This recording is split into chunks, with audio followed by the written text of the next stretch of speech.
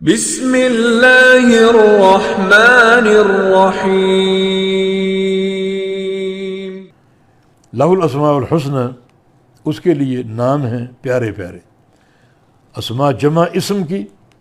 الحسنی یہ مؤنث ہے احسن کا، اور احسن اسم تفضیل ہے، اسم تفضیل کا مؤنث ہے، یہ احسن کا مؤنث ہے حسنی، یعنی بڑے پیارے پیارے نام اللہ تعالیٰ کے، بڑے پیارے پیارے نام جو کامل و اکمل ہیں، جن میں کوئی نقص نہیں ہے، اور اللہ ان سارے پیارے ناموں سے متصف ہے۔ اللہ تعالیٰ کے نام بے شمار ہیں، ان کا احاطہ ممکن نہیں ہے، اور سارے نام مخلوقات کو اللہ نے بتائے بھی نہیں ہیں۔ نبی علیہ السلام کی مشہور دعا ہے، اسألک بکل اسم ھو لک سمیت بہ نفسک، تجھے تیرے ہر نام سے پکارتا ہوں جو نام تو نے اپنی ذات کے رکھے، یا اپنی کتاب میں اتارے، یا اپنی مخلوق میں سے کسی کو سکھائے،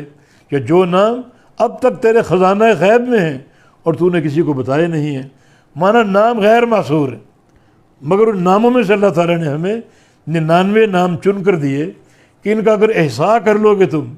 ان کو پڑھ لو گے، ان کو یاد کر لو گے، اور ان کے معنی سمجھ کر جو عقیدہ سامنے آ رہا ہے ان پر ڈٹ جاؤ گے، تو تمہارا ٹھکانہ جنت ہے۔ یہ ناموں کے تعلق سے اللہ تعالیٰ کی بہت بڑی مہربانی، بہت بڑی مہربانی۔ ان للہ 99 اسما من احصاها دخل الجنہ، یہ صحیح بخاری کی حدیث ہے کہ اللہ تعالیٰ کے 99 نام ہیں، ایک کم 100، جو ان ناموں کا احصاء کر لے وہ جنتی، ان ناموں سے اپنا تعلق جوڑ لے، ان کو پڑھا کرے، ان ناموں سے اللہ کو پکارا کرے، یا رحمان، یا رحیم، یا سمیع، یا بصیر، یا رزاق، تاکہ جو نام جو معنی اندر موجود ہے اس معنی کی گویا آپ طلب کریں۔ یا رزاق، اے روزی دینے والے، ارزقنی، مجھے روزی عطا فرما، یا غفار، بخشنے والے، اغفر لی، مجھے بخش دے۔ تو ان ناموں سے جب اللہ کو پکارو گے تو جو جس نام کا معنی ہے وہ اس نام کی آپ طلب اللہ تعالیٰ سے کر رہے ہیں، اور پھر ان ناموں کو سمجھا جائے، سمجھ کر جو عقیدہ سامنے آ رہا ہے اس پر پوری طرح استقامت اختیار کی، جم جایا جائے اور ڈٹ جایا جائے۔ یہ ہے اللہ تعالیٰ کے ناموں،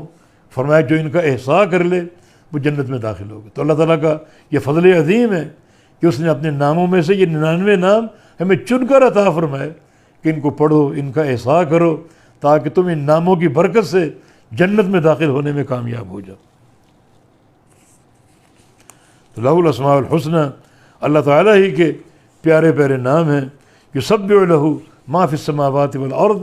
اس کی تسبیح بیان کرتی ہے ہر وہ شے جو آسمانوں میں اور جو زمینوں میں۔ یہ ما غیر ذوی العقول کے لیے اور من غیر ذوی العقول کے لیے، یعنی یوں بھی ہو سکتا تھا یسبح لہ من فی السماوات والارض، اس کی تسبیح بیان کرتے ہیں جو بھی آسمانوں اور زمینوں میں اللہ تعالیٰ کے بندے ہیں، ملائکہ ہیں وغیرہ وغیرہ۔ لیکن یہ ما غیر ذوی العقول کا صیغہ اس لیے کہ دنیا میں غیر ذوی العقول کی کثرت ہے۔ ایک مقام پر آپ کھڑے ہوں جہاں ریت ہو، آپ اکیلے کھڑے ہیں ذوی العقول یا صاحب عقل، اور ریت کے ذرے کتنی اربوں خربوں کی تعداد میں ہوں گے، تو ذوی العقول کے مقابلے میں غیر ذوی العقول کی تعداد زیادہ ہے۔ تو اللہ تعالیٰ نے ما کا صیغہ استعمال کر کے غیر ذوی العقول کو ذوی العقول پر تغلیب دی ہے، ورنہ ذوی العقول بھی اس میں شامل ہے۔ جو عقل والے نہیں ہیں ان کا ذکر ہے، اور جو عقل والے ہیں وہ بھی اس میں شامل اور داخل ہیں۔ اور یا پھر یہ کہ جو غیر ذوی العقول ہے وہ تو سارے اللہ کی تسبیح کرتے ہیں، لیکن جو ذوی العقول ہیں ان میں سے بہت سے کافر، بے ایمان، باغی، اللہ تعالیٰ کی نافرمانی کرنے والے، داہریے اور انتہائی ناپاک قسم کے لوگ جو اللہ تعالیٰ کے مقام کو نہیں پہچانتے، اس کے وجود کو نہیں مانتے۔ اس لیے یہاں ما کو من پر تغلیب دی گئی، یعنی غیر ذوی العقول کو ذوی العقول پر تغلیب اور فوقیت دی گئی۔